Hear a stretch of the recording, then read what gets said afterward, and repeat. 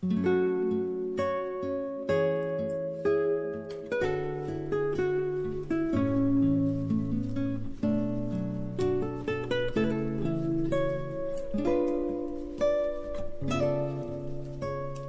movie begins with a jewel thief named Miles Logan preparing to perform a $17 million diamond heist in Los Angeles. Miles's accomplices include his right hand and best friend, Eddie, his getaway driver, Tully, and Deacon, the newly acquired member of the group. Eddie and Miles make their way into the building through the air ventilation while Deacon hacks into the CCTV footage from the roof and helps them navigate while avoiding the guards. Meanwhile, Tully waits for the crew in the getaway car. After helping Miles get access to the safe, Eddie returns to the roof and joins Deacon for the next stage of their plan. However, to his surprise, the new recruit reveals his true intentions. Deacon says that he doesn't want to split the money 4 ways, and saying this much, he kills Eddie by shooting him off of the tall building. Unfortunately, Eddie falls onto a police car, which sounds off alarm bells throughout the building and in the neighborhood, prompting Tully to escape. Back inside the building, Miles retrieves the diamond and somehow evades the guards to reach Deacon on the roof. But unfortunately, the greedy recruit points a gun at him and demands the diamond. As the heated confrontation goes on, a police helicopter closes in on them, and Deacon is forced to rope ride his way out to an under-construction building. Miles tries to follow the escape route, but Deacon halts his ride halfway through and again demands the diamond, threatening to shoot him. However, Miles swiftly cuts the rope from the middle and swing crashes his way into the building. As the police arrive, he hides the diamond in the ducts of the under-construction building while Deacon flees. Shortly after, Miles is arrested and taken downstairs. As he is being escorted into the police car, he notices the dead body of his beloved friend Eddie, much to his shock.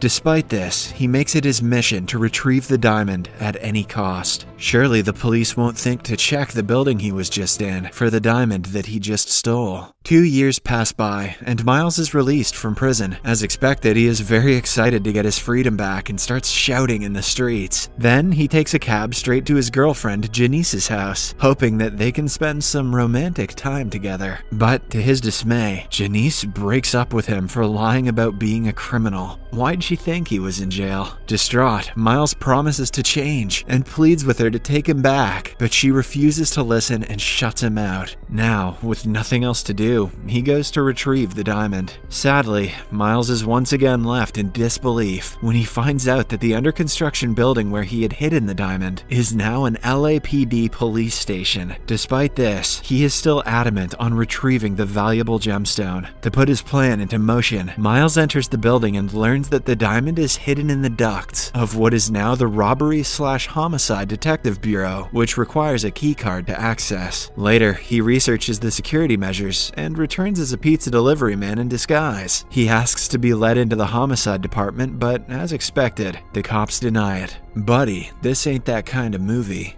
Left with no choice, Miles pretends to start a conversation with homicide detective Carlson and sneakily steals his access card. Later, Miles takes the card to his shady Uncle Lou and requests him to forge a new one for him. At first, Uncle Lou is hesitant, claiming that the job is a risky one, but when Miles offers him a lot of cash, he agrees. The cash is so significant that Lou not only forges a fake card, but also a badge and some documents, which establish that Miles is a newly transferred police detective named Malone. Using this cover, he goes to the police station to retrieve the diamond. After accessing the homicide department using his fake card, Miles heads straight to the female washroom to access the ducts. However, while he is at it, a prisoner in the building subdues a policeman and tries to escape from the same duct. Miles tries to hide himself, but inadvertently ends up knocking the prisoner down. The commotion attracts people's attention, and in no time, the entire department arrives in the washroom. Left with no choice, Miles is forced to introduce himself as Detective Malone and explain that he stopped the criminal from escaping, impressing everyone with his bravery and quick thinking. But unfortunately, the station chief Rizzo also hears about his bravery and decides to put his skills to the test. He calls Miles to his office and assigns him to field duty with the newly promoted detective, Carlson. Worried, Miles requests that he be offered desk duty, but Rizzo insists that brave officers like him belong on the streets. evidence. In the next scene, Carlson gets a burglary alert and heads to the scene with a reluctant Miles. On their way, he raves about Miles's impressive record as a detective. It turns out that old Uncle Lou added fictitious accomplishments in Miles's resume, which includes 16 citations, capture of 128 criminals, out of which 6 were terrorists, 7 were bomb defusals, and he even stopped a plane from being hijacked. As Carlson continues talking, he drives extremely slow, which indicates that he is very nervous and new to his life as a detective. Shortly after, they arrive at their destination, which turns out to be an auto parts store. The owner greets them and starts complaining that a thief stole 3 dozen car tire rims from his warehouse. The warehouse alarm went off, but it took the police an hour to arrive, hence resulting in the thief's escape. Miles, who is silent all this while, finds the information somewhat odd. Since he is a thief by profession, he knows exactly how they operate and starts assessing the crime scene. Soon he deduces that it would take more than an hour for the thief to break into the warehouse and load 3 dozen heavy rims onto a truck and flee. Miles assumes that the owner is lying, and when he checks a nearby parked truck near the warehouse, he finds all the stolen items there. Caught red-handed, the owner admits to committing the fraud for insurance money, and Miles lets him go with only a stern warning. Naturally, Carlson questions Miles's reason behind letting the owner go, and the latter explains that sometimes you have to let the small fish go to catch the bigger fish. On their way back to the station, Miles takes charge of the steering wheel and teaches Carlson how to ride like a true detective, which is overspeeding and almost crashing into other cars, just like a runaway criminal would do. After a while, Miles stops at a store for some gum, but he again finds himself in an unfortunate situation. An armed robber storms into the store and demands the owner open the cash register. Left with no choice, Miles is forced to intervene. But to his surprise, the robber is revealed to be none other than his ex-accomplice, Tully. They are stunned to see each other, and just as they recover from the shock, Carlson also storms into the store. To keep his cover, Miles lets Tully escape through the back door, but unfortunately, Carlson calls for backup, and they eventually corner him in the street. Tully refuses to surrender, and Detective Hardcastle suggests calling for a SWAT team. However, to keep his secret from getting out and to stop his friend from being killed, Miles disarms himself and walks up to Tully to convince him to surrender. When the latter refuses, Miles offers to give him $20,000 and release him after a day in prison. Tully obviously agrees to that, and Miles pretends to arrest him in a stylish manner. Later, Carlson tells everyone at the department about how Miles heroically subdued a dangerous criminal with his bare hands. As days pass by, Miles's knowledge on criminal activity and the ability to foil crimes makes him quite popular among his peers. One day, Lieutenant Rizzo again calls him to his office and reveals that the burglary division has been wanting a new head, and that he thinks that Miles would be the right person for the job. Not wanting to blow his cover, Miles reluctantly accepts the position. The same day, he makes another attempt to locate the diamond, but when he reaches the exact spot, he finds it missing. Later, he learns from Detective Hardcastle that one of the hot water pipes burst some time ago and flooded all the vents, because of which the department had to flush out the whole system. On the other hand, the treacherous Deacon learns of Miles's release and shows up at Uncle Lou's place. The old man denies having any knowledge of Miles's whereabouts, but a furious Deacon shoves him against a table and goes through his documents. There, he eventually finds out about Miles's new identity. Back at the police station, when Tully has to spend more than a day in jail, he threatens to out Miles, but ends up getting beaten up badly. In the next scene, Miles continues his pursuit for the diamond. With the help of a remote control car, he eventually locates it in the air duct right above Rizzo's office. Later, Carlson catches Miles snooping through the ducts and inquires about what's going on. He also reveals that he looked up his name and badge number in the police records, but couldn't find anyone named Malone. Worried about being exposed, Miles lies to Carlson that he is from Internal Affairs and that he is here on an undercover mission. Surprisingly, Carlson buys his lies and promises to keep it a secret. With little to no chance of recovering the diamond through Rizzo's office, Miles looks for a way through an adjacent room, which is the highly secured evidence room. However, before he could try to find a way in, Miles is sent out on another call. Apparently, a museum exhibit has been stolen from a cargo hold, but at the scene, they learn that the thieves have left the museum exhibits intact. The FBI is also at the scene, and Miles butts heads with FBI agent Gray over who has the jurisdiction over the crime. After a while, the L.A.P.D is ordered to vacate the crime scene, and Miles has to oblige, but not before giving the arrogant FBI agents an earful. On their way back, with his extensive knowledge and experience, Miles deduces that the FBI was not looking for artifacts, but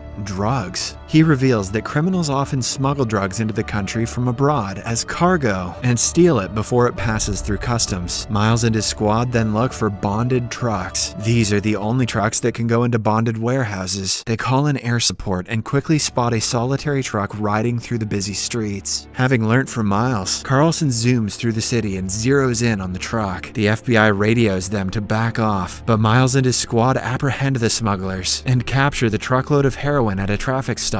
Later that day, Miles enters the evidence room pretending to inspect the seized drugs. There, he finally manages to retrieve the diamonds and becomes ecstatic. Suddenly, Rizzo shows up and startles Miles, causing him to accidentally drop the diamond into the load of heroin. Rizzo then reveals that the FBI is taking the heroin for testing. It turns out that the heroin belongs to a notorious drug lord named Jean Lafleur, who operates from Mexico. Not willing to let up on the diamond, a panicked Miles suggests the FBI and his police unit use the heroin as bait in a sting operation to catch Lafleur. He also suggests that he himself will deliver the goods to the drug lord. The FBI loves his suggestion, and the operation is immediately approved. Before leaving, Miles covertly sets his friend Tully free from holding. After reaching the destination, Miles quickly retrieves the diamond, but before he can escape, Tully shows up, followed by Deacon. The latter seizes the diamond from Miles at gunpoint, but soon, Lafleur also shows up. Left with no choice, the police and FBI raid the deal. Chaos ensues, and taking advantage of the opportunity, Deacon escapes with the diamond in an armored truck. Miles runs after the truck and manages to hop on its back. Soon, the police and the FBI also start to follow as Deacon approaches the Mexican border. Detective Woodcastle tries to get Deacon to stop the vehicle, but ends up crashing nearby. With nothing else working, Miles tries to swing his way to the front of the truck, but Deacon crosses over into the Mexican border. On his way, he drives through the barricade put in place by both the Mexican and American officials. Due to the prolonged jerk, Miles falls off the truck and watches as Deacon's van disappears from his view. The police and the FBI are forced to halt their pursuit at the border as they have no jurisdiction over Mexico. However, Miles, refusing to give up, steals a patrol car and chases Deacon. He eventually catches up to Deacon and causes his truck to crash. A few seconds later, they both emerge from their vehicles and hold each other at gunpoint. Seeing the Mexican police making their way to them, Miles offers him a deal. Deacon has to hand over the diamond, and in exchange, Miles will take him back to the US and give him a cut after selling the diamond. However, when Deacon obliges, Miles immediately double-crosses him by handcuffing him to the wrecked truck for the federales and begins to walk back to the US border. Deacon draws a gun to fire at him, but Miles turns and shoots him dead, avenging the death of Eddie. Following this, he crosses over to the US, where both the FBI and the police demand explanations. This time, Miles tells them he's an undercover Mexican officer and has to report back to his fellow federales. A few inches over the border, Carlson and Hardcastle stop him, revealing that they know who he really is. However, they do not arrest him, as they are grateful for all of his help and see him as a friend. They also assure him that the FBI can't reach him, as he is a few inches over the border. After they share a bittersweet goodbye, Miles heads off to Mexico with the diamond.